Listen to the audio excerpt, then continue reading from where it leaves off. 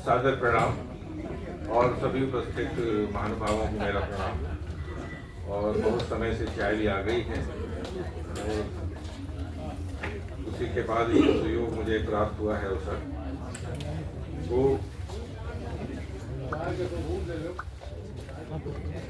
Start कर ले तो फिर देते हैं स्टार्ट करके। उपन्यास तेरे बिन मैं नहीं हिंदी की वरिष्ठ साहित्यकारा श्रीमती मंजू सक्सेना जी की सृजन यात्रा का एक महत्वपूर्ण सोपान है।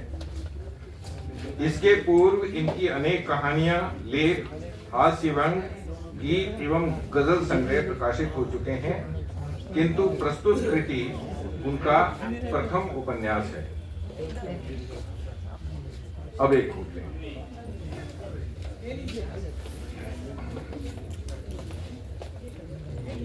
उपन्यास गद्य सृजन की एक ऐसी अनन्य विधा है जिसका स्वरूप 19वीं शताब्दी में विकसित हुआ था। अंग्रेजी की डैनियल डेफो की कृति रॉबिन्सन क्रूसो को पहला आंग्ल उपन्यास माना जाता है। हिंदी में सन 1882 में प्रकाशित श्री श्रीनिवास दास की कृति परीक्षा गुरु को प्रथम हिंदी उपन्यास की मान्यता प्राप्त है।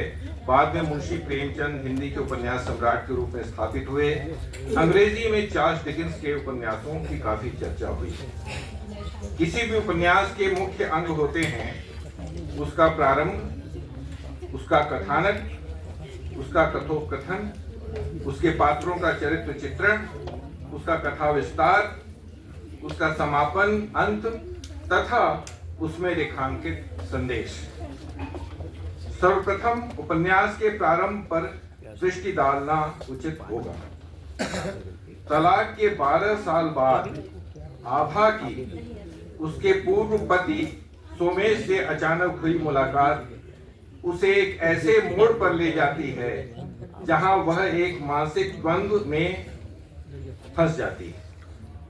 इस प्रकार उपन्यास का प्रारंभ ही पाठक के मन को जिज्ञासु बनाते हुए उसे द्वंद्व से भिन्न होने के लिए उत्साहित करता है। कृति का यह प्रारंभ इस तथ्य को पाठक के मानस में स्थापित कर देता है कि यह उपन्यास आभा और सोमेश के परस्पर संबंधों पर आधारित है।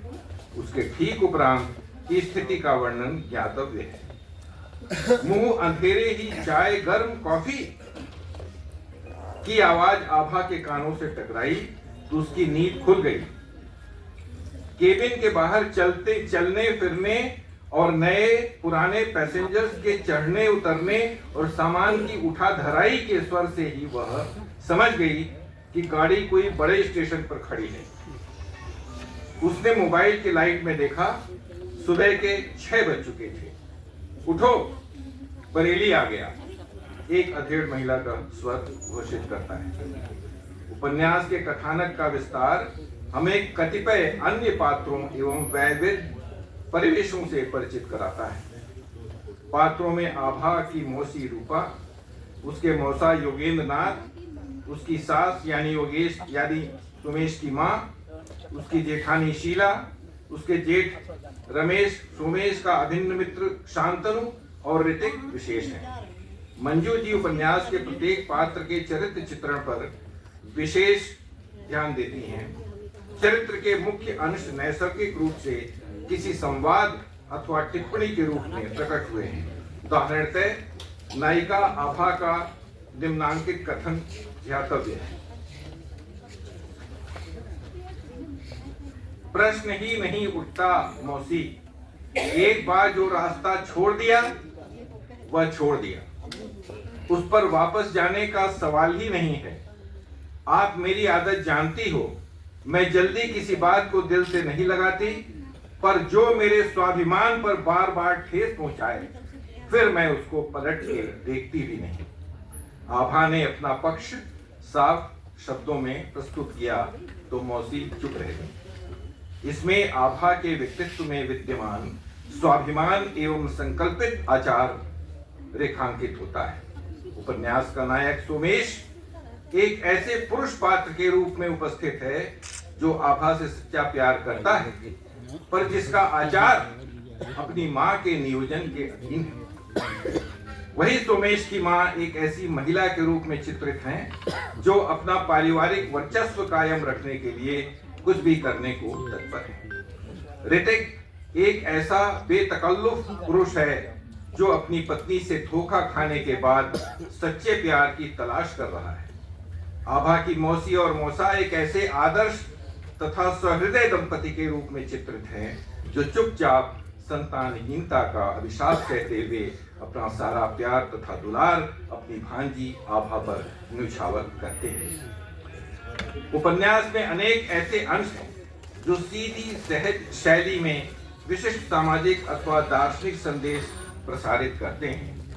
इसका एक नमूना कृति में विद्यमान निम्नांकित अंश है।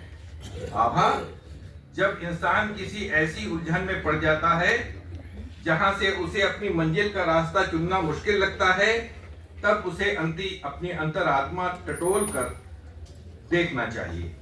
बीता हुआ समय भूल कर वर्तमान को खुली आंखों से देखना चाहिए। उपन्यास का शिल्प एवं प्रवाह कुछ ऐसा है कि पाठक का मन उससे एक बार संबद्ध होने के बाद उससे पृथक नहीं हो पाता। पढ़ते पढ़ते कब समापन अंश उपस्थित हो जाता है इसका पता ही नहीं चल पाता। यहाँ पर उस समापन शैली का अवलोकन आवश्यक है। बरसों बाद आज आभा फिर सोमेश की बाहों में थी। पूरा कमरा गुलाबों से महक रहा था। अतीत की कड़वाहट अपना असर खो चुकी थी और भविष्य के सपने संजोए वर्तमान सारी खुशियों में समेट लेने को व्याकुल था। अंदर मदहोशी अठखेलियां कर रही थी और बाहर उतरती फरवरी की ठंडी हवा की ससुराहट जैसे गुनगुना कर कह रही थी, तेरे बिन मैं नहीं साथिया, तेरे बिन मैं नहीं हो साथिया। प्रारंभ से लेकर अंत तक उपन्यास पाठक के मन को बांधे रहने में सक्षम है। कृति को वरिष्ठ रचनाकारा श्रीमती नीरजा द्विवेदी जी विशिष्ट बधाई संदेश प्राप्त है। नीरजा जी के शब्दों में उपन्यास में हर पात्र इतनी खूबसूरती से प्रवेश करता है कि कहीं भी बोझिलता का अनुभव नहीं होता। सबसे बड़ी विशेषता यह है कि प्रत्येक पात्र की अनुभूतियों का आपने इतने मनोयोग से और कुशलता से वर्णन किया है कि ऐसा प्रतीत होता है कि यह आत्मकथा लिखी गई है। प्रयागराज के वरिष्ठ साहित्यकार श्री अशोक श्रीवास्तव जी ने इसे अत्यंत मर्म स्पर्शी घोषित किया है, जबकि वरिष्ठ गजलकार मंसूर निगम जी के अनुसार यह सधे हुए शब्दों के ताने बाने से बुना हुआ रोचक उपन्यास है। मंजू जी ने अपनी इस कृति को अपनी गोलोकवासी मां श्रीमती शांति सक्सेना जी को निम्न उद्गारों से समर्पित किया है। श्रीमती शांति सक्सेना जी को समर्पित, जिन्होंने मुझे अच्छे संस्कारों के साथ बचपन से अच्छी किताबें पढ़ने को दिया, जो आज भी बरकरार है। कृति का आवरण आकर्षक और संदेश युक्त है। आवरण सज्जा रुद्रांश द्वारा संपादित है, जबकि शब्द सज्जा विद्या ग्राफिक्स कानपुर की है। पुस्तक का प्रथम संस्करण वर्ष 2025 में संगीनी प्रकाशन कानपुर द्वारा प्रकाशित है।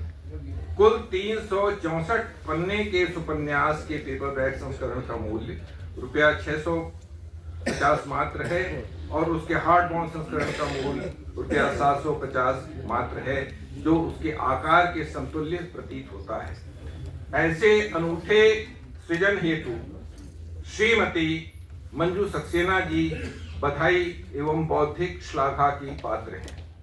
इसमें मंजू जी का अनुभव, कल्पना शक्ति, शब्द सौंदर्य और सरस शैली का सुंदर समन्वय है। मेरी यह शुभकामना है कि मंजू जी की कलम इसी प्रकार निरंतर चलती रहे और माता सरस्वती का भंडार भरती रहे।